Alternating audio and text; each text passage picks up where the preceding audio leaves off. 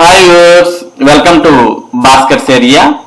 AP mega డిఎస్సికి సంబంధించి మరి సోషల్ మీడియాలో వివిధ రకాలైనటువంటి స్కోర్ కార్డ్స్, మార్కింగ్ చేసినటువంటి స్కోర్ కార్డ్స్ అనేవి వైరల్ అవుతూ ఉన్నాయి.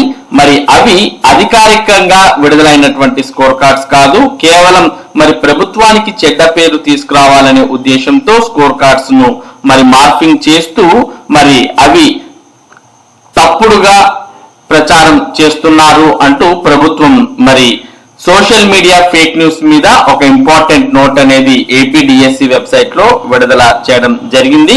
మరి ప్రస్తుతం మనం ఏపీ డిఎస్సికి సంబంధించినటువంటి వెబ్సైట్ ఓపెన్ చేసాం. ఈ వెబ్సైట్ లో మనకు ఫేక్ న్యూస్ కు సంబంధించి ఇక్కడ మెసేజ్ బోర్డ్ లో ఒక న్యూస్ అనేది, ఒక స్క్రోలింగ్ టెక్స్ట్ అనేది వెళ్తున్న విషయాన్ని మనం గమనించవచ్చు. Fake news in social media, clarifications to candidates అంటూ మనం ఇక్కడ సమాచారాన్ని చూస్తూ ఉన్నాం. ఒకసారి మనం దీన్ని క్లిక్ చేస్తే మనకు సమాచారం ఈ విధంగా ఓపెన్ అవుతుంది. పత్రికా ప్రకటన, మెగా డిఎస్సి 2025 నియామక ప్రక్రియకు సంబంధించిన విషయమై కొంతమంది వ్యక్తులు సోషల్ మీడియా మరియు ఇతర మార్గాల ద్వారా మార్ఫింగ్ లేదా నకిలీ నార్మలైజ్ స్కోర్లు మరియు తప్పుడు టీచర్ నియామక ఉత్తర్వులు తయారు చేసి ప్రచారం చేస్తున్నారని ప్రభుత్వం దృష్టికి వచ్చింది.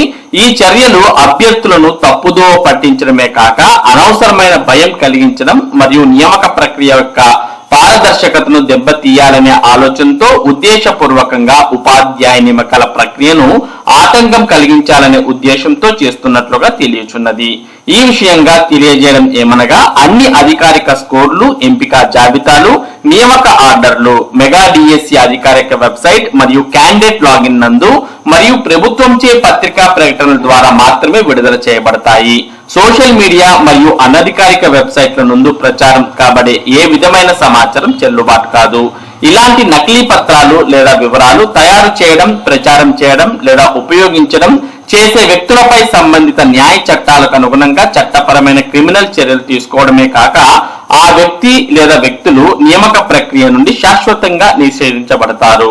అభ్యర్థులు మరియు ప్రజలు ఇలాంటి వదంతులను, దుష్ప్రచారాలను నమ్మకుండా కేవలం ప్రభుత్వం అందించేటటువంటి అధికారిక వెబ్సైట్ లో ఉన్న ప్రకటనలు, నోటిఫికేషన్లు, ఫలితాలను మాత్రమే నమ్మాలని తెలియజేయడం జరుగుతోంది అంటూ MV Krishna Reddy, convener mega DSC 2025 వారు ఈ సమాచారాన్ని విడుదల చేయడం జరిగింది.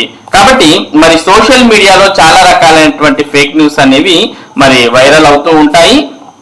మరి ఈ సమాచారం పట్ల అభ్యర్థులు ఎవరైతే మెగా డిఎస్సికి దరఖాస్తు చేశారో అటువంటి వారు జాగ్రత్తగా మరి పరిశీలించాలి.